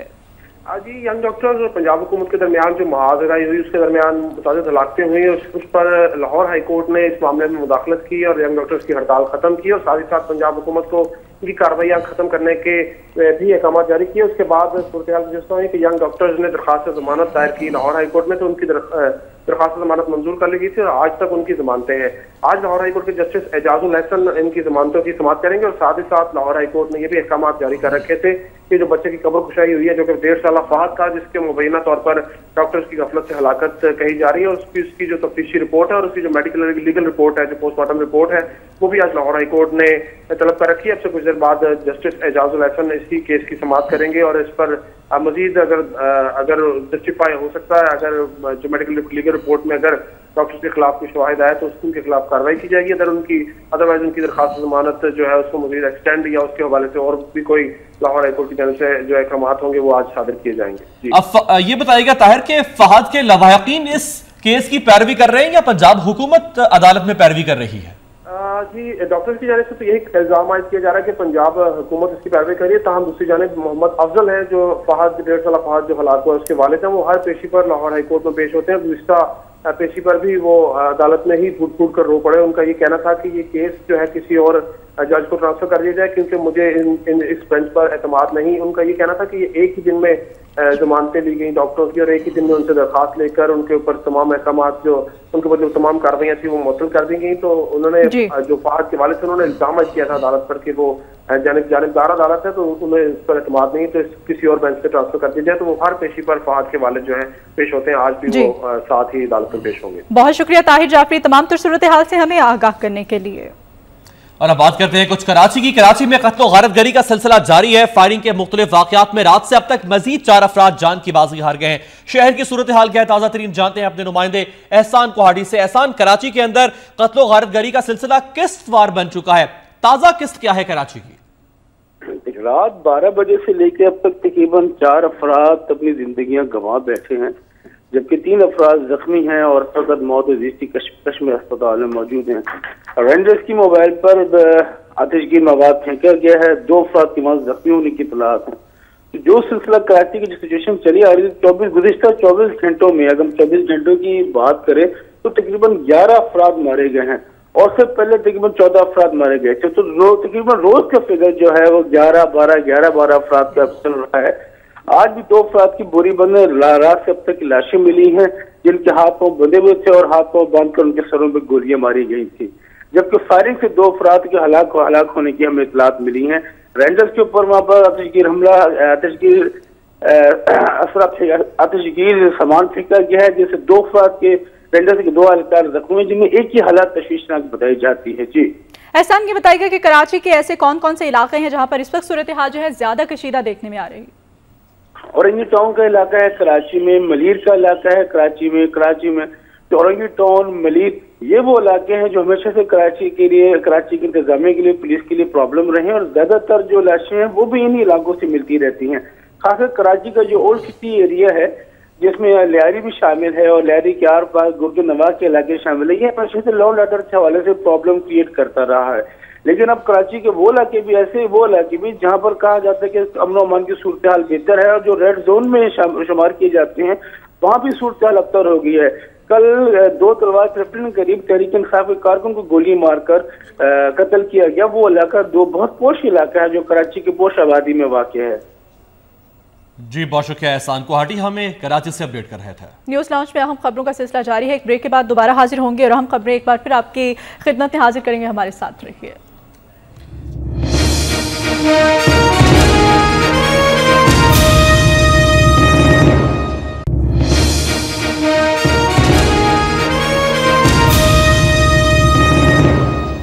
ब्रेक से पहले हम बात कर रहे थे कराची की जहां जिस्म और जान का रिश्ता टूट रहा है।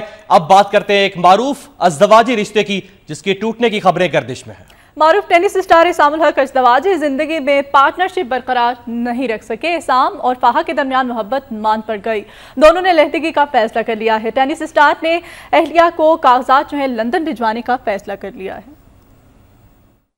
टेनिस स्टार इसामुल हक और उनकी पाकिस्तानी निजात बरतानवी अहलिया फाहा की अज़दवाजी जिंदगी में दरारें पड़ गईं। शादी के 7 माह गुजर जाने के बावजूद दोनों के दरमियान हमआहंगी न हो सकी और इसामुल हक अपनी जिंदगी का सबसे अहम मैच हार गए। फाहा ने खुला के कागजात असाम को भिजवाए जिस पर दस्तखत करके असाम ने वापस फाहा को लंदन भिजवा दिए हैं। सराय का कहना है कि शादी के चंद माह बाद ही दोनों के दरमियान इख्तलाफात पैदा हो गए थे जिसकी बड़ी वजह समाजी और सकाफती फर्क है। दोनों खानदानों के बुजुर्ग मसाइल के हल के लिए कोशिश करते रहे लेकिन असाम और फाहा के दरमियान दूरी कम न हो सकी। उधर इसामुल हक के वालिद एहतशामुल हक ने दोनों के दरमियान अलहदगी की खबरों की तरदीद करते हुए कहा है कि दोनों का रिश्ता कायम है और अलहदगी की खबरें मन घड़त और बेबुनियाद हैं। बरतानिया में पैदा होने वाली फाहा और पाकिस्तानी टेनिस स्टार के दरमियान मोहब्बत की शादी 17 दिसंबर 2011 को धूमधाम से हुई थी। फाहा का ताल्लुक इसामुल हक के खानदान के करीबी दोस्तों में से है और उन्होंने फिजियोथेरेपी में मास्टर्स कर रखा है। जिंदगी का हर मुश्किल मैच साथ खेलने का अज़्म करने वाले असाम और फाहा की शादी का मैच 7 माह में बरकरार न रह सका। कुछ अर्सा पहले फाहा मखदूम फाहा आसाम बनी और अब फाहा आसाम से फिर फाहा मखदूम बन गई हैं। असामुल हक की अहलिया फाहा मखदूम ने अपने सुसर एहतशामुल हक की अलहदगी न होने के बयान की तरदीद करते हुए कहा है कि वो गलत कह रहे हैं। असामुल हक ने उनके साथ कभी बीवी की तरह सलूकी नहीं किया। टेनिस के बायस उन्हें मौजू वक्त भी नहीं दे सके। टेनिस स्टार असामुल हक की अहलिया फाहा मखदूम ने समाजी राबते की वेबसाइट पर बनाए गए अपने फैन पेज पर इसामुल हक और अपने दरमियान अलहदगी की खबरों की तस्दीक की है। फाहा का कहना है कि वो अपने ससुर एहतशामुल हक का बहुत एहतराम करती हैं, लेकिन इसाम और उनके दरमियान होने वाली अलहदगी की खबर की तरदीद के मामले पर वो गलत हैं। फाहा ने लिखा है कि उनके ससुर एहतशामुल हक बरतानिया में 10 दिन उनके घर में मुकीम रहे और उनके मुस्तकबिल के हवाले से बातचीत करते रहे, लेकिन मसले का आखिरी हल सिर्फ तलाक ही निकला। फाहा का मजीद कहना था कि इसामुल हक की जिंदगी बहुत मसरूफ है। साल के 38 हफ्ते टेनिस खेलने के बायस इसाम उन्हें मौजू वक्त नहीं दे सके। फाहा ने अपने पैगाम में लिखा है कि इन 7 माह में इसामुल हक ने उन्हें कभी बीवी समझा ही नहीं। फाहा का मजीद कहना था कि उनके और इसाम के दरमियान बेतहाशा गलत फहमियों ने जन्म लिया और इस मामले में गुज़श्ता 2 माह काफी तकलीफ दे रहे। फाहा कहती है कि इसाम और वो खुश नहीं हैं, जिसके बायस इस रिश्ते में दरारें पड़ गईं और दोनों ने तलाक लेकर रास्ते जुदा करने का फैसला कर लिया। और अब कुछ बात कर लेते हैं सियासी मंजरनामे के हवाले से। सीनियर मुशीर दाखिला रहमान मलिक ने कहा है कि पंजाब के हालात इंतहाई खराब हैं। वज़ीर आला पंजाब पंखा झलने की बजाय इंतजामी जिम्मेदारियों को संभालें। स्टेट गेस्ट हाउस कराची में मीडिया से बात करते हुए रहमान मलिक का कहना था कि पंजाब में अमन व अमान की सूरत हाल इंतहाई अबतर है। वज़ीर आला पंजाब ड्रामे छोड़कर अमन व अमान की सूरत हाल बेहतर करें और कलअदम तंजीमों के खिलाफ सख्त कार्रवाई करें। उनका कहना था कि वो कैमरॉन मंटर के शुक्रगुजार हैं कि उन्होंने कहा कि नवाज शरीफ और इमरान खान अमेरिका के हमदर्द हैं। उनके इस बयान के बाद वो सुरखरू हो गए। पीपल्स पार्टी क़यादत के खिलाफ झूठे मुकदमात कायम किए गए, इसके बावजूद पीपल्स पार्टी ने झूठे केसेस का सामना किया। उन्होंने कहा कि मियां नवाज शरीफ के खिलाफ केसेस सुप्रीम कोर्ट के हिदायत पर खुले हैं। उन्होंने कहा कि कराची के हालात में खुफिया ग्रुप या खुफिया कुव्वत मुलव्विस है जो कि सियासी जमातों में लड़ाई करवाना चाहती है। बलोच नेशनल पार्टी के सरबराह और साबिक वज़ीर आला बलूचिस्तान सरदार अख्तर जान मेंगल ने कहा है कि एस्टैब्लिशमेंट और मुक़्तदिर कुव्वतों ने बलूचिस्तान को गैर महफूज बना दिया है। अब तमाम उम्मीदें सुप्रीम कोर्ट से वाबस्ता हैं। कोयटा के इलाके के लिए इस्माइल ने पार्टी रहनुमा हबीब जालब और शोहदाए बलूचिस्तान की बरसी पर जलसे से वीडियो लिंक के जरिए खिताब में सरदार अख्तर जान मेंगल ने बलूचिस्तान में मावराए आइन और कानून गिरफ्तारियों, गुमशुदगियों और इंसानी हुकूक की पामाली पर हुकूमत को कड़ी तनकीद का निशाना बनाया।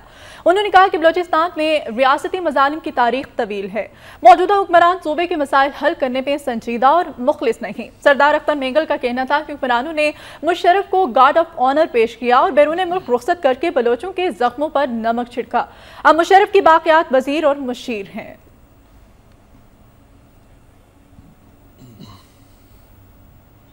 और अब कुछ बात कर लेते हैं साबिक वज़ीर आज़म के हवाले से। साबिक वज़ीर आज़म यूसुफ रज़ा गिलानी की नाअहली के बाद मुल्तान के हल्का NA 151 में ज़िमनी इलेक्शन की तैयारियां अरूज पर पहुंच गई हैं। तैयारियां किस तरह से जारी हैं, कौन कौन से उम्मीदवार हैं और मैदान कितना गर्म रहेगा, तफसीलात बता रहे हैं हमारे नुमाइंदे एजाज तरीन।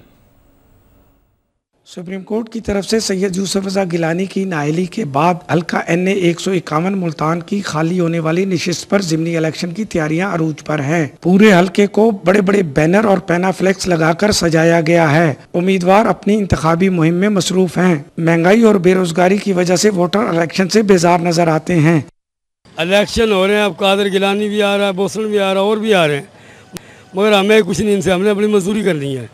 बच्चे पढ़े लिखे हैं, कोई नौकरी कुछ नहीं है। ये हमारे जितने भी सियासतदान हैं सब मतलब रस्त हैं और जब ये बन जाते हैं तो अपने इलाके में एक दफ़ा भी नहीं आते।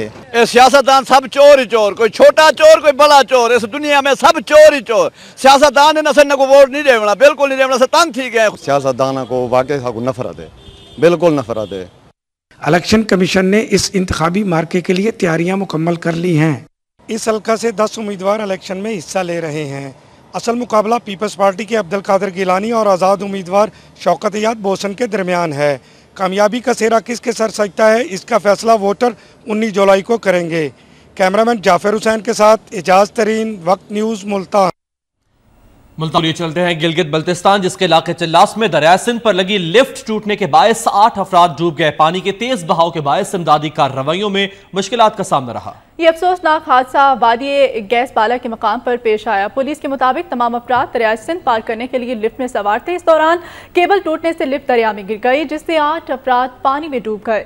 पुलिस और मकामी अफराद ने डूबने वालों की तलाश शुरू कर दी है। पुलिस का कहना है कि दरिया में पानी के तेज बहाव की वजह से इमदादी कार्रवाई में परेशानी का सामना है।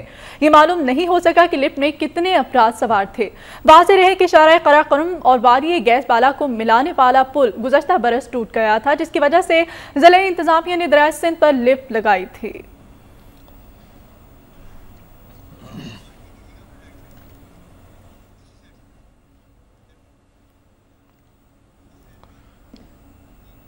मुहज़्ज़ब माशरों में इंसान को जिंदगी गुजारने के लिए बुनियादी हुकूक बराबरी की सतह पर मुयस्सर होते हैं, मगर हमारे यहाँ ऐसा नहीं होता। वफाकी दारुल हुकूमत की एक कच्ची बस्ती का हाल देखकर अमीर और गरीब का फर्क नुमाया वाज़ेह होता है। इस हवाले से देखते हैं काशिफ रफीक की रिपोर्ट।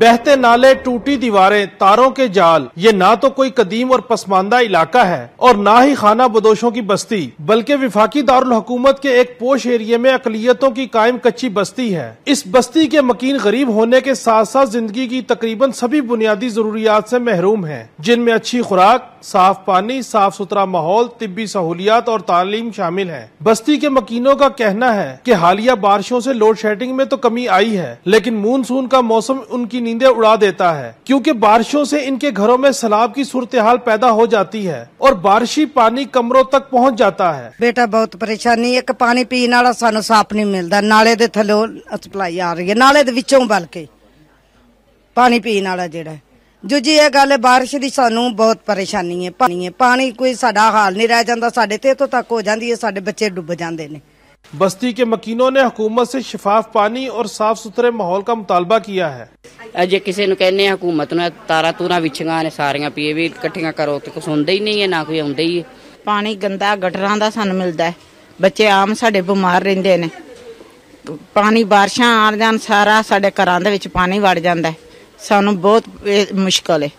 इन बस्तियों के मकीनों के मसाइल पर माशरे के दीगर अफराद की नजर भी उस वक्त पड़ती है जब कोई NGO या फिर कोई तहकीकी टीम इनके मसाइल जानने के लिए दौरा करती है और फंड रेजिंग के नाम पर हमदर्द लोगों से पैसा बटोरा जाता है, लेकिन कच्ची बस्ती के मकीनों के मसाइल जूं के तूं धरे रह जाते हैं। विफाकी दारुल हुकूमत में कच्ची बस्तियों का हाल देखकर अवाम को सहूलियात देने वाली अवामी हुकूमत के दावों का अंदाजा बखूबी लगाया जा सकता है।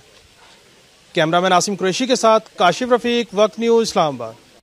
अगर विफाकी दारुल हुकूमत का मदिया ये हाल है तो सिंध के पसमानदा इलाकों का हाल क्या होगा, बात करते हैं। सिंध के जिला ठठा की मुख्तलिफ तहसीलों में अवाम पानी की बूंद बूंद को तरस गए हैं। पानी की किल्लत का ये आलम है कि लोगों को जरूरियात जिंदगी के साथ साथ ज़रूरी पानी भी मैसर नहीं है। इस संगीन सूरत हाल के पेश नजर शहरी महकमा आपाशी के खिलाफ सरापा एहतजाज हैं। घारू से रिपोर्ट कर रहे हैं वक्त न्यूज के नुमाइंदे इमरान अली। जहां पानी की इंसानी जिंदगी में बड़ी अहमियत है तो वहीं जिला ठट्ठा की मईशत का दारोमदार भी पानी पर मुनहसर है, जो पीने के साथ साथ ज़राअत के शोबे में एक अहम रोल अदा करता है। मई, जून, जुलाई के महीनों में सिंध का सबसे आखिरी का जिला ठट्ठा और इसकी तहसील में फसलों की काश्त पानी की किल्लत के बायस एक संगीन सूरत हाल से दो चार हो जाती है और इस सूरत हाल से दिल बर्दाश्ता काश्तकार हजारों एकड़ पर खड़ी फसलों के नुकसान से दो चार होते हुए एहतजाज का रास्ता इख्तियार करने पर मजबूर हो जाते हैं। तहसील मीरपुर साकरों में पानी की किल्लत के बायस काश्तकार एहतजाज करते हुए कहते हैं, पानी हमारे पास बिल्कुल नहीं है, हम तेल के आबाद करें, पानी इधर बिल्कुल नहीं है, न होने के बराबर। ये जो इंजीनियर साहब बैठे हैं ये रिश्वतखोर ऑफिसर हैं। 2000 एकड़ जमीन तबाह हो गया। हमारा जो बीज में पोखाया है वो कम से कम 10-12 लाख का नुकसान हुआ। दूसरी जानिब साबका MP गुलाम कादर पलीजो भी महकमा आपाशी के नाहल अफसरान की शिकायत करते हुए कहते हैं, साकरो तेलको केटी बंदर तेलको जो है वो दरियाए सिंध और समंदर की जो संगम है उस पर वाक़ हैं और यहाँ पानी टेल में होने की वजह से बहुत पहले ही क्राइसिस होते पूरा साल। कोटली बैराज पर 32,000 क्यूसेक के करीब पहुँच चुका है, उसको 2-3 दिन हो चुके हैं। अभी तक ऐसा नापेद है जैसे हम कोई ये आबकलानी का मौसम नहीं हो, जैसे कोई खुश्क साली का मौसम हो। जरूरत इस बात की है कि अवाम की जरूरत को मद्देनजर रखते हुए महकमा आबपाशी में ईमानदार अफसर मुकर्रर किए जाएं, जो पानी की किल्लत का फायदा उठाते हुए अपनी जेबें गर्म करने के बजाय अपना काम फर्ज शनासी से अदा कर सकें। कैमरामैन जुल्फिकार चांडियों के साथ सैयद इमरान अली, वक्त न्यूज, घारो। न्यूज लाउंज में पाकिस्तान समेत दुनिया भर से और खबरें शेंगे, लेकिन इस ब्रेक के बाद आप हमारे साथ रहिए।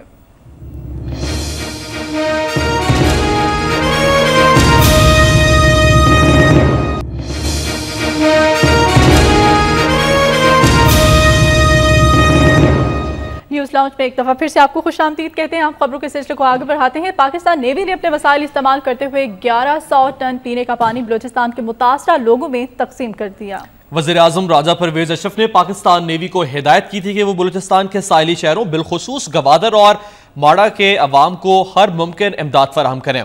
पाकिस्तान नेवी ने PNS मुआवन और PNS मददगार जहाज़ों के जरिए 1100 टन साफ पानी गवादर पहुंचाकर मुतासरीन बलूचिस्तान में तकसीम कर दिया। पाक बहरिया की जानिब से commander coast rear admiral Zafar Mahmood Abbasi ने इमदादी कार्रवाई की निगरानी की।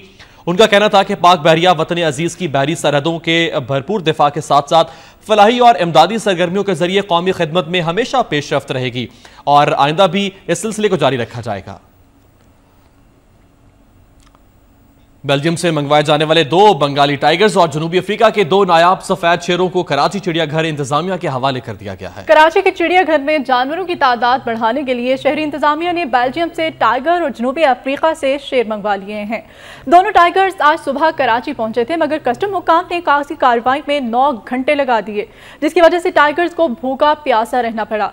कस्टम हुकाम का कहना था कि उन्हें टाइगर्स की आमद से मुतालिक इंतजामिया ने आगाह नहीं किया था। जनूबी अफ्रीका से सफ़ेद शेरों का जोड़ा भी मंगवाया गया है, जिनकी मालियत 1 करोड़ रुपए से जायद है। दोनों शेरों को भी चिड़ियाघर की इंतजामिया के हवाले कर दिया गया है। चिड़ियाघर इंतजामिया ने इन जानवरों को रखने के लिए सफाई और उनकी खुराक का इंतजाम कर दिया है।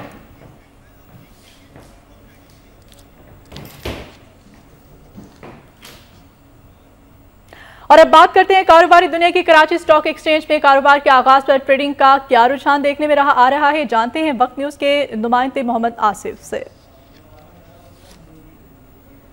आसिफ, आज मार्केट का आगाज किस तरह से हुआ?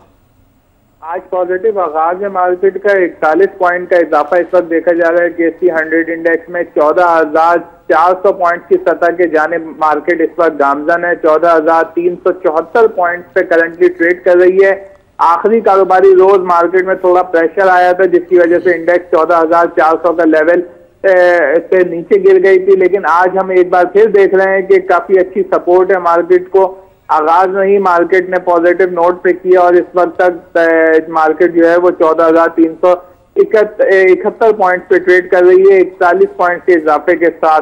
मेजॉरिटी हम देख रहे हैं कि मार्केट में जितने भी मेजर टॉप स्क्रिप्ट्स हैं उसमें अच्छी एक्टिविटी विटनेस की जा रही है। खासकर जो सीमेंट स्टॉक्स है उसकी जानिब से काफी अच्छी सपोर्ट है। गुज़िश्ता हफ्ते भी सीमेंट स्टॉक्स में काफी अच्छी एक्टिविटी शो की थी और आज भी हम देख रहे हैं कि सीमेंट स्टॉक्स में अच्छी एक्टिविटी है। इसको सपोर्ट कर रही है बैंकिंग और एनर्जी स्टॉक से, जिसमें जो है वो ग्रीन नंबर्स देखे जा रहे हैं। मेजॉरिटी बैंक्स के और एनर्जी स्टॉक जिसमें Pakistan oil field, Pakistan petroleum limited, OGDC, shell gas शामिल है। इनमें अच्छी एक्टिविटी ने मार्केट को इस वक्त तक ग्रीन जोन में रखा हुआ है। जी आसिफ, जिस तरह से NRO अमल दरामद केस के हवाले से तारीख इंतहाई करीब आती जा रही है और कुछ सियासी तब्दीलियां भी देखने में आ रही हैं, उसकी वजह से कुछ असर पड़ रहा है मार्केट पर? जी बिल्कुल, लोकल फ्रंट पे जो है ये बहुत बड़ा इशू है मार्केट का। इसकी मैं मिसाल आपको इस तरीके से दूं कि गुज़िश्ता हफ्ते भी $53 लाख के गैर मुल्की सरमायाकारों ने इन्वेस्टमेंट की थी, जबकि इसके बरक्स जो हमारे लोकल इन्वेस्टर्स हैं उन्होंने $49 लाख मालियत के शेयर्स फरोख्त किए थे। लोकल सतह पर फरोख्त आई थी और इंटरनेशनल मार्केट से हमें बाइंग मिली थी, जिसकी वजह से कुछ सहारा मिला था। और जितने भी मेरे यहाँ पे लोकल इन्वेस्टर्स हैं जो ताजिर हैं उनसे बात हुई है तो उनका यही कहना है कि अनसर्टेनिटी मार्केट को काफी ज्यादा डिस्टर्ब करती है। चाहे वजीर आजम रहे या ना रहे, चाहे फैसला हक में हो या खिलाफ हो, लेकिन बात एक साइड हो जानी चाहिए। इस तरह से रोजाना की सिचुएशन, रोजाना की कशमकश जो है वो मार्केट को काफी ज्यादा मुश्किलात में डालती है। और उनका यही ख्याल है कि ऐसी अनप्रेडिक्टेड पॉलिटिकल सिचुएशन के साथ जो है वो कारोबारी सिचुएशन को मुस्तहकम रखना बहुत मुश्किल हो जाता है। सियासी गैर यकीनी की वजह से हिस्सेस की दुनिया मुतासर होती है। आसिफ, इंटरनेशनल मार्केट जो है उसके कराची स्टॉक एक्सचेंज पर क्या असरात आ रहे हैं? इंटरनेशनल मार्केट जो है वो काफी बेहतर होना शुरू हो गई है। अमेरिकन स्टॉक मार्केटों में हमने देखा था कि रिकवरी आई थी, काफी ज्यादा बेहतरी थी, और आज सुबह से हम देख रहे हैं कि जितनी भी एशियाई स्टॉक मार्केटें हैं वो भी काफी बेहतर ट्रेड करती हुई नजर आ रही हैं। हांगकांग की स्टॉक एक्सचेंज, इसके अलावा थाईलैंड की स्टॉक एक्सचेंज में पॉजिटिव नोट पे विटनेस किया जा रहा है। ऑस्ट्रेलियन ASX 200 इंडेक्स में भी पॉजिटिव नंबर है, ग्रीन नंबर से। जापान के निकाई इंडेक्स भी ग्रीन नंबर्स में ट्रेड कर रहा है। तो ओवरऑल अगर हम देखें मेजॉरिटी जो स्टॉक एक्सचेंजेस हैं, तमाम एशियाई स्टॉक एक्सचेंजेस, उसमें थोड़ा आज रिकवरी है। और यही थोड़ा सा हमारी मार्केट में भी रिएक्ट करेगा कि मार्केट जो है वो एशियाई स्टॉक मार्केटों के परफॉर्मेंस को लेके स्टॉक मार्केट में जो लोकली इन्वेस्टर्स है वो काफी बेहतर पार्टिसिपेट कर सकता है। जी आसिफ, आखिर में ट्रेडिंग स्क्रीन और नंबर्स के बारे में बताइएगा। इस वक्त KC 100 इंडेक्स में 49 पॉइंट का इजाफा हो चुका है। KC 100 इंडेक्स के जो वॉल्यूम है वो 12 लाख शेयर्स अब तक ट्रेड हो चुके हैं और इंडेक्स 14,382 पॉइंट पे करंटली ट्रेड कर रहा है। जी बहुत शुक्रिया मोहम्मद आसिफ, हमें अपडेट कर रहे थे कराची स्टॉक के बारे में। शहर शहर और नगर नगर के हालात व वाक़यात आज हम देखेंगे और दुनिया भर में क्या हो रहा है जानते हैं चंद लम्हों में।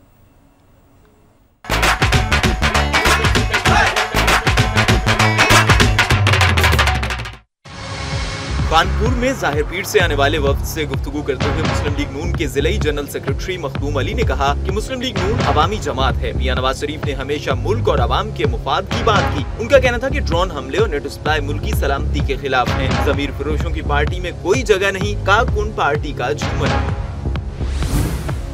Government post graduate college Kanpur में एक सेमिनार हुआ जिसमें मुल्की मसाइल और नौजवानों को दरपेश मुश्किलात पर रोशनी डाली गई। सेमिनार में मुख्तलिफ NGOs और तलबा व तालिबात की कसीर तादाद ने शिरकत की। सेमिनार में मुख्तलिफ देहाती इलाकों से ताल्लुक रखने वाले तलबा ने अपने अपने इलाकों के मसाइल के बारे में आगाह किया और इसके हल के बारे में तबसरे किए। इस मौके पर तलबा व तालिबात में डिजाइनिंग का मुकाबला भी हुआ जो तालिबात ने जीत लिया। सियालकोट की तहसील समडियाल के मोहल्ला कश्मीरगढ़ में अहमद फराज नामी शख्स का बीवी की सालगिरह पर झगड़ा हुआ जो तूल पकड़ गया। गुस्से में आकर शौहर ने बीवी हफ्सा, 4 साला बेटी फातिमा और 2 साला बेटे अहमद को कत्ल कर दिया और फरार हो गया। पुलिस ने लाशें कब्जे में लेकर अस्पताल मुंतकिल कर दी जबकि शवाहिद इकट्ठे करके मुलजिम की तलाश शुरू कर दी है।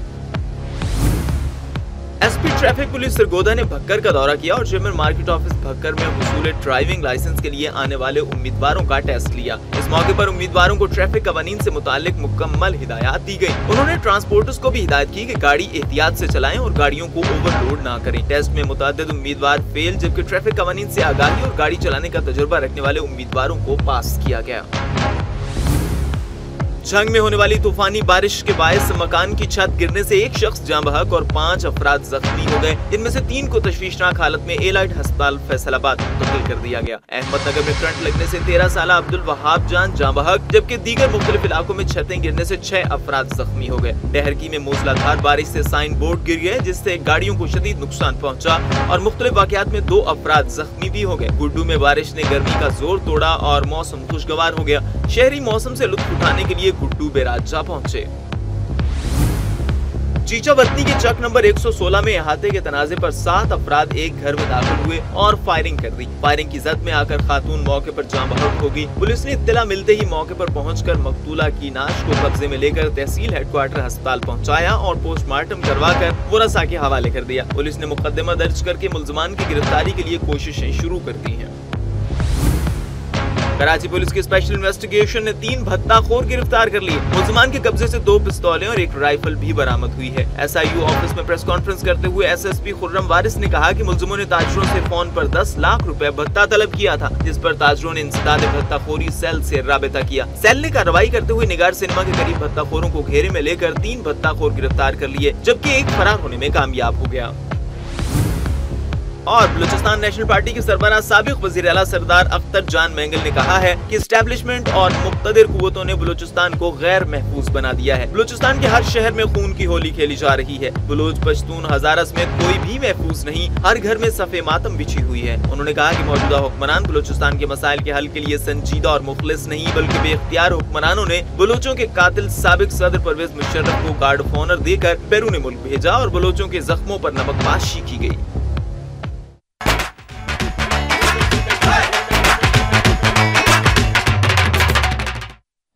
न्यूज़ लाउंज में अभी बहुत कुछ है जिससे आपको बाखबर करेंगे, लेकिन इस ब्रेक के बाद आप हमारे साथ रहिए।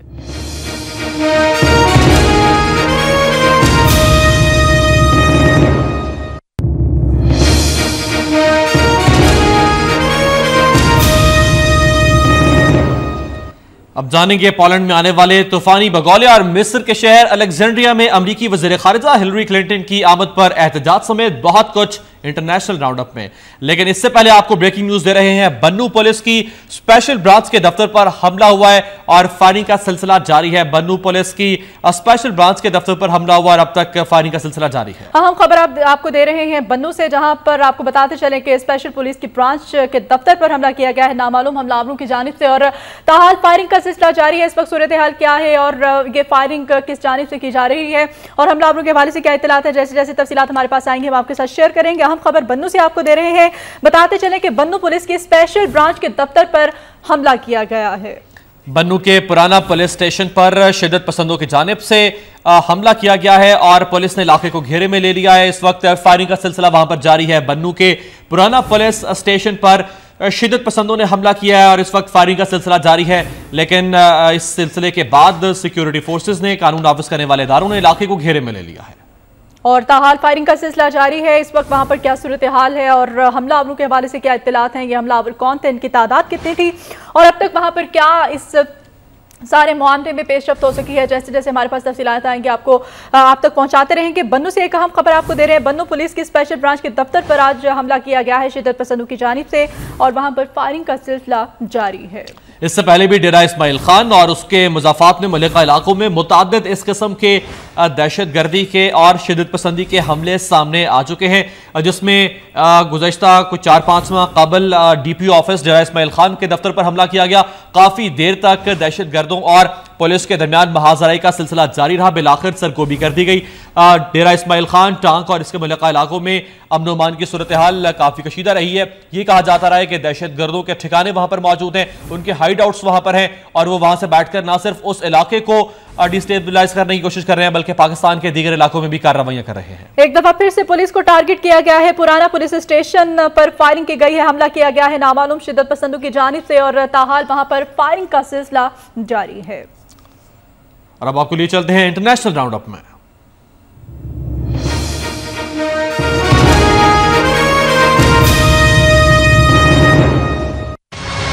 पोलैंड में तूफान